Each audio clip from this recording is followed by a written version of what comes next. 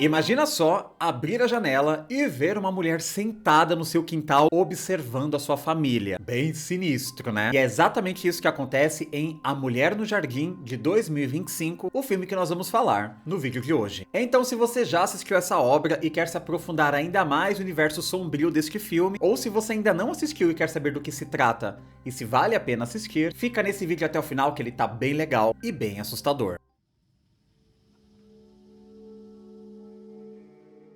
Eu sou o Gabriel, esse é o canal Videoterapia. Se você é novo por aqui, se inscreva agora mesmo, que será bem legal ter você conosco. Deixa o seu like e um comentário no início do vídeo, que ajuda bastante a impulsionar o conteúdo. Então já coloca aqui nos comentários o emoji de uma casinha, que eu vou deixar um coraçãozinho pra vocês. Se você ainda não me segue no Instagram, eu vou deixar aqui na tela. Me siga por lá, que eu sempre aviso quando saem vídeos novos. Também faço conteúdos extras, então vão lá no Instagram, que será bem legal ver vocês por lá também. A Mulher no Jardim é um novo filme de terror da Blumhouse. Eu sei que isso não é uma propaganda muito positiva, né? Porque a Blumhouse tem umas bombas que você fica, meu Deus do céu. Mas é com muita felicidade que eu venho dizer pra vocês que finalmente a Blumhouse trouxe um filme original e bem interessante. O primeiro trailer saiu, todo mundo ficou mega ansioso e eu fiquei com o pé atrás. Porque quando tem essa coisa da Blumhouse fazer um filme de terror com esse apelo visual muito forte, né? Ou seja, uma mulher sentada numa cadeira toda de preto num jardim é um apelo visual forte. Eu já fiquei preocupado, eu falei, acho que esse negócio vai pra um lado bem galhofa, sabe? Aquele terror super genérico, feito apenas pra ganhar dinheiro. Mas eu me surpreendi positivamente com esta obra. Olha só que legal, né? Tão bom quando isso acontece, finalmente, Blumhouse, vocês trouxeram um terror de qualidade. Esta obra está prevista para chegar aos cinemas brasileiros no meio do ano, mas ele já está disponível para aluguel digital em outros países. E foi desta forma que eu consegui assistir o filme. Como eu sei que muitos ainda não assistiram e estão esperando o momento de assistir no cinema, nesta primeira parte do vídeo eu vou falar sem spoilers, vou apenas compartilhar a minha experiência, o que eu achei do filme, das atuações, do roteiro, da ambientação, porque tem uma ambientação diferenciada, e depois eu avanço com spoilers. Como esse filme ele tem um final aberto, um final interessante,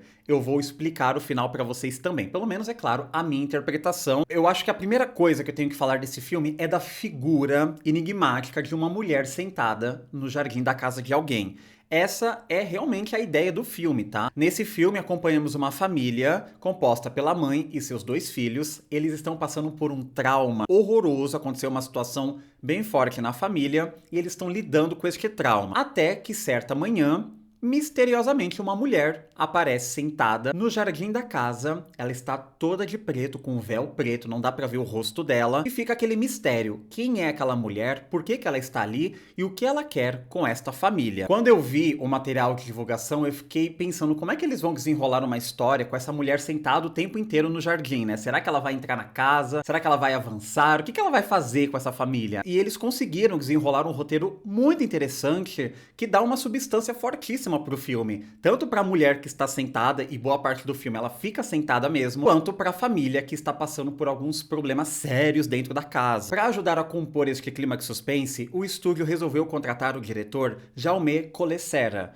um diretor bem famoso no terror. Ele é responsável por A Casa de Cera, de 2005, que todo mundo assistiu esse filme, inclusive tem a análise dele aqui no canal, vou deixar nos cards. Ele também dirigiu Águas Rasas, aquele filme de tubarão maravilhoso, acho esse filme muito legal. Ah, e ele também é o diretor de A Órfã. Então é um cara que sabe lidar com o suspense, e é tudo que esse filme precisa. Precisa de um bom diretor que consiga conduzir o suspense. E aqui o Jaume tirou de letra. E como é um filme que se apoia nesta ideia simples, tem poucos personagens, se passa em um único cenário, o que compõe o filme também são as atuações. E aqui todos do elenco mandam muito bem. Até o cachorrinho da família tem uma boa atuação. Grande destaque aqui é pra mãe da família, a personagem Ramona, interpretada por Danielle Deadwyler. Que atriz incrível. Ela é tão expressiva. E a atriz por trás daquela assombração é a Okuyu Okupuvaski. Gente, que nome difícil. Eu peço desculpas, dona Okukuyu, se eu falei seu nome errado, tá? Mas é muito difícil pra mim. E ela manda muito bem nessa interpretação fantasmagórica. E os jovenzinhos também, né? O elenco jovial manda muito bem. Tá todo mundo muito bem no filme, porque ele precisa disso. Se o elenco não fosse bom, o filme não ia conseguir carregar esse suspense e esse drama psicológico macabro. Diferente de muitas obras da Blumhouse que apostam apenas no jump scare, naquele susto super clichê e genérico, esse filme, ele te fisga pelo drama familiar. Então tem um suspense psicológico, tem um terror psicológico. E quando isso se junta com o terror sobrenatural, é uma combinação perfeita, porque o filme não se apoia em jumpscare barato. Esse filme tem alguns pontos que eu vou falar melhor na parte com spoilers, que lembra outras obras famosas. Só que eu não posso citar essas obras famosas, porque de repente eu dou um spoiler desse filme. Mas é tudo muito bem construído, você sente o medo daqueles personagens do desconhecido e também o medo do que está acontecendo dentro da casa. Muitas pessoas podem não gostar desse filme por achar que ele é lento, que tem uma pegada, é muito drama familiar, é muito psicológico, eu quero ver terror, eu quero ver jumpscare. Se você quer esse tipo de filme, você provavelmente não vai gostar de A Mulher no Jardim. Agora, se você já é da vibe do terror psicológico, meio Ari Aster, sabe? Um Jordan Peele aqui, aí você vai ter uma experiência mais interessante. E é um filme que aposta muito no protagonismo negro. Todos os atores e atrizes que aparecem nesse filme são negros. E por ser um filme que não é de uma produtora independente, sabe aquela coisa, um filme underground, ou então de uma A24, que dificilmente vai estourar a bolha, por ser da Blumhouse, que é gigante no mercado,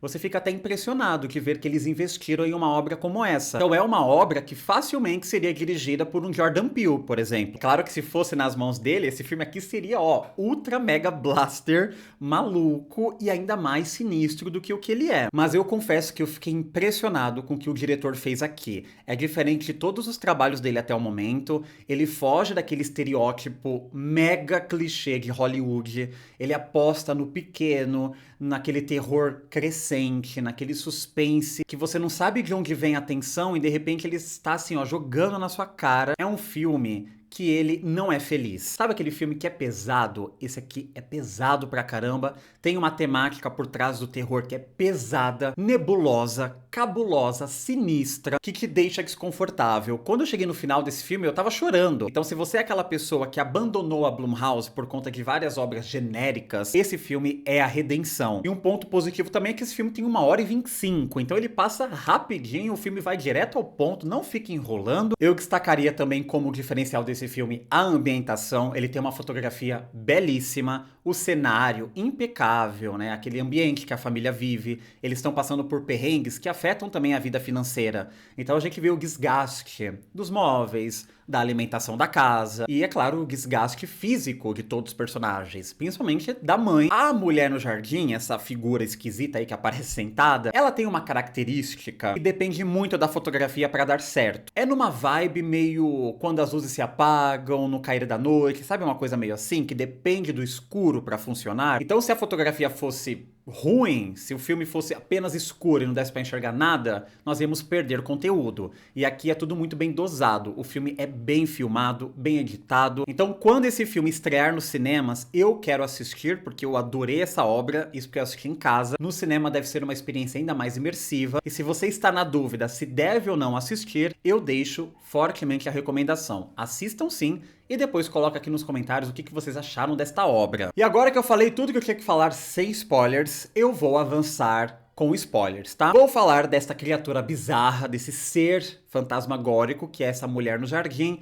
e também explicar o final pra vocês com base na minha interpretação. Mas antes eu quero pedir pra você se inscrever no canal se ainda não for um inscrito, deixa o seu like, compartilhe o vídeo com um amiguinho que também gosta de um bom filme de terror. Aproveita e coloca aqui também o seu filme favorito da Blumhouse. Eu quero começar dizendo que enquanto eu assisti esse filme, eu pensei muito em Babadook. Maravilhoso, amo Babadook, já assisti milhões de vezes. E é um filme que fala sobre a depressão, principalmente de uma mãe com um filho. A Mulher no Jardim vai basicamente pro mesmo caminho. Você nitidamente percebe que esse filme é sobre a depressão e o luto. Logo no início nós vemos a Ramona, que é essa mãe da família, ela tem 2 filhos, o Taylor e a Annie, e ela acabou de perder o marido dela em um acidente de carro. E ela estava no carro quando esse acidente aconteceu, ela sobreviveu, mas ficou com algumas sequelas na perna. E a perda do marido afetou completamente a família, eles estão assim num estado muito quebrado. Tanto tanto financeiramente, porque dependia do salário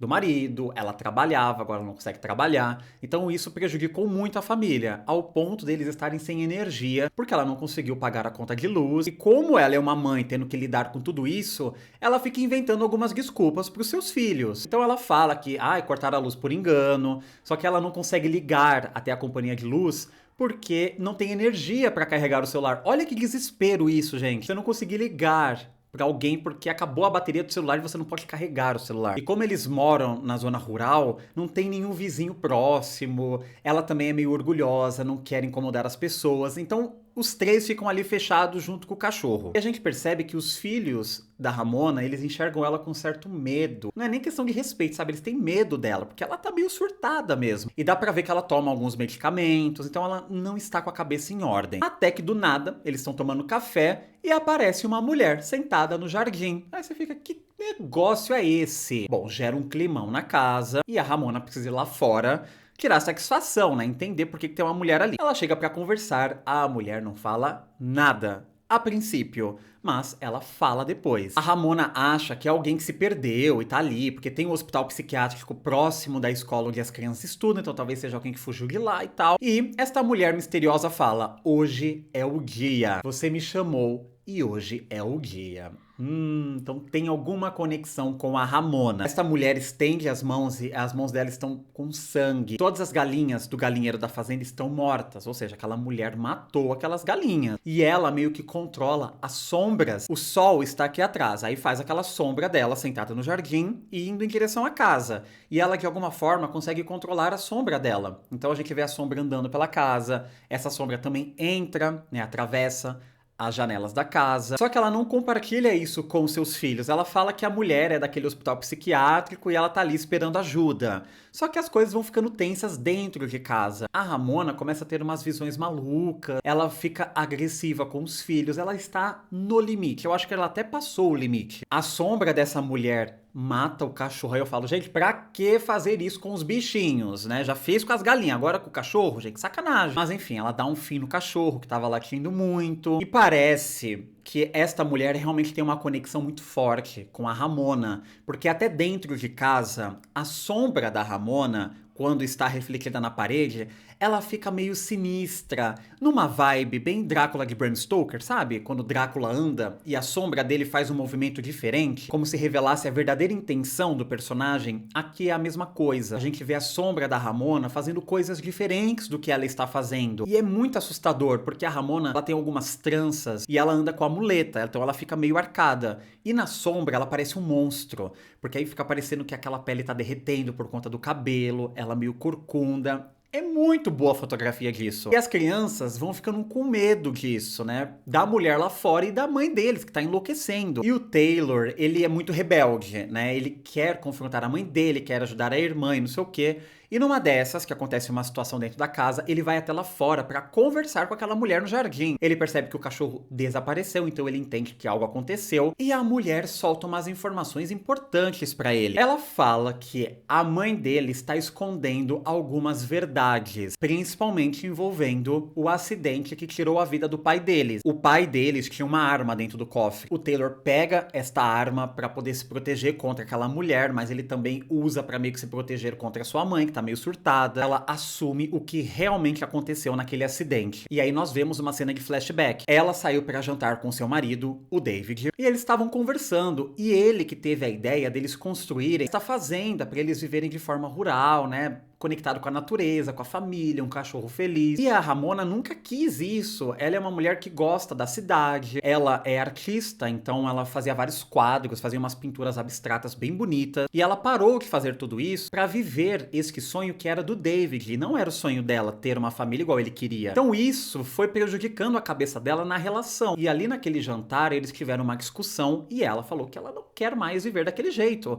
Não é a vida que ela escolheu pra ela. Ela não queria ter filhos, não queria viver numa fazenda. E diferente do que ela falou para os filhos, que o marido dela estava dirigindo o carro quando teve o acidente, na verdade, era ela que estava dirigindo. E enquanto ela estava voltando para casa com o seu marido, ela vê no retrovisor o rosto daquela mulher que está no jardim. Então aquela mulher já está perseguindo ela há um tempo. Quando ela se assusta com a figura da mulher no retrovisor, ela bate o carro, o seu marido morre e ela se machuca. O Taylor e a Anne, quando descobrem isso, eles ficam muito chateados com a mãe deles, porque ela não contou isso. E de certa forma faz diferença, porque ela inventou várias questões ali pra poupá-los da verdade. Esse filme tem uma característica que os personagens gostam de poupar a dor do outro. A Anne faz muito isso com os bichinhos de pelúcia dela. Às vezes ela tá contando uma história que tem alguma cena um pouco mais forte na história e ela muda a versão da história pra não traumatizar os bichinhos. Então isso ela herdou da mãe dela, que faz a mesma coisa. E enquanto esse caos está dentro de casa, a mulher na janela já está tocando terror também, porque o sol já está quase sumindo no horizonte e a sombra dela toda entrou dentro da casa. Então ela está atormentando, ela começa a fechar as portas. Enquanto a Ramona está passando por tudo isso, toda vez que ela olha o reflexo dela no espelho, ela vê ela cometendo alguma atrocidade com um dos seus filhos. Então às vezes ela vê que ela esfaqueou a filha dela. É como se essa sombra dessa mulher fosse a sombra da própria Ramona. É como se as duas fossem a mesma coisa. E de fato elas são a mesma coisa. A Ramona se tranca no quarto com a espingarda e esta mulher está lá dentro do quarto também. E ela é sinistra pra caramba, tem um visual bem Grace Jones, maravilhoso. E ela chega pra conversar com a Ramona e fala: eu estou aqui porque você me chamou. Foi você que me tirou do seu subconsciente pra vir aqui te dar forças. A Ramona, todas as manhãs quando ela acorda, ela pede forças. Só que ela fala que ela pede forças para seguir em frente, mas na verdade ela está pedindo forças para conseguir tirar a própria vida. Então aquela mulher no jardim é na verdade o subconsciente sombrio da Ramona, por assim dizer, que assumiu esta forma para dar coragem para Ramona fazer isso. Olha que macabro. E a Ramona chega à conclusão que ela precisa realmente executar esta tarefa por conta da segurança de seus filhos. Enquanto ela estiver viva, os seus filhos não estão em segurança, porque essa mulher está muito surtada. Ela está imaginando que ela está matando os filhos, e se ela não tomar uma providência, ela vai acabar machucando seus filhos mesmo. E aqui tem uma cena que, gente, eu chorei quando eu assisti, que ela pergunta pra essa mulher no jardim, que agora não está no jardim, tá dentro de casa: meus filhos vão ficar bem sem mim? E no quarto dela tem várias fotos dos filhos dela, assim, sorrindo, né, se divertindo. E essa entidade pega um isqueiro e sai passando pelas fotos, e nós vemos aquelas fotos no futuro. A Ramona, ela vê que os filhos dela vão ficar muito bem sem ela. Cara, essa cena pega de jeito. Aí ela vê a Anne criança, quando passa o isqueiro, a Anne está adulta na foto, se formando. Então ela fica aliviada que os filhos dela vão conseguir seguir sem ela. Nossa, como é difícil falar dessa cena. A Ramona então pede pra mulher no jardim dar um tempo só pra ela se despedir dos seus filhos. Ela quer dar o último adeus a eles. Então ela desce, chama as crianças e fala: olha, vocês vão até a fazenda do vizinho, vão correndo pra lá, peçam ajuda, fiquem lá que a mamãe vai resolver as coisas por aqui. E gente, essa cena é muito sombria, não só pela questão psicológica, mas ela é sombria porque aquela entidade, que na verdade é o subconsciente maligno da própria Ramona, ela está agindo, então você vê a sombra dela fazendo as coisas. Então arrumando a cadeira onde a Ramona vai sentar pra tirar a própria vida, fechando a cortina. Gente, que macabro isso. E a menininha, ela carrega sempre um bichinho de pelúcia, que ela leva pra tudo quanto é canto. E antes de correr, a menininha volta, entrega o bichinho de pelúcia pra mãe dela e fala: olha, pra você não ficar sozinha. E ela sai correndo com o irmão, e a mãe entra na casa para enfrentar o seu próprio demônio. Que cena forte. Ela senta na cadeira que aquela entidade já preparou tudo, e nós vemos pela sombra a entidade pegando a espingarda, sabe, auxiliando a mão da Ramona para fazer o serviço. E ela... vocês já entendem, né? Ramona olha pro chão e vê o bichinho de pelúcia. E ali ela tem forças pra não fazer nenhum mal a ela e nem pros seus filhos. Então ela fala pra entidade: não vai ser hoje. Quando ela desce do quarto, os dois filhos dela voltam correndo, né? Com uma lanterna, falando: mãe, você tá bem? Aí eles se abraçam. Até o cachorrinho aparece, que tava desaparecido e tal. Ele surge na tela.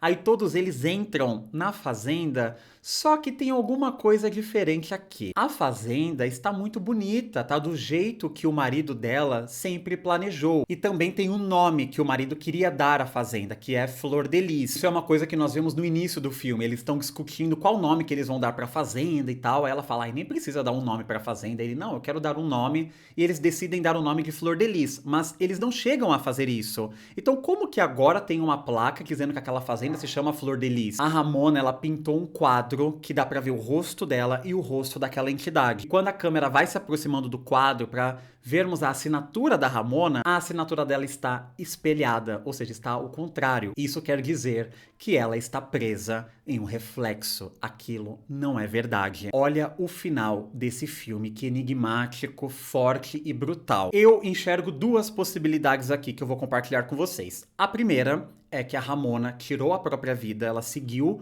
com o plano dela, que ela pediu tanta força que veio aquela entidade maligna do seu subconsciente para conseguir realizar essa tarefa. E aí, quando ela fez isso, ela entrou meio que num paraíso dentro da cabeça dela para viver a vida perfeita ali junto com a sua família. E a segunda interpretação, que é ainda mais macabra, é que ela matou todo mundo daquela casa. Ela matou seus 2 filhos, matou o cachorro que estava latindo muito, dando trabalho, precisava comprar ração, e no final ela tirou a própria vida. Confesso pra vocês que o final mais pessimista de todos, onde a Ramona matou todo mundo e depois tirou a própria vida, é o que faz mais sentido. Então, como todos apareceram no final do filme, vivendo o sonho de ter aquela fazenda completa, com o nome que eles escolheram, eu acho que ela matou todo mundo mesmo. A gente tá falando aqui de depressão. Nós não estamos falando aqui de uma mulher que apenas surtou. Ah, ela surtou. Não, todo mundo surta. Mas o caso dela aqui envolve uma doença. A depressão não é brincadeira, não é um surtozinho de nada. Não, é uma coisa séria que pode destruir a vida de muitas pessoas. Ela já não gostava da vida dela, ela já não queria ser mãe. Ela foi seguindo a maré.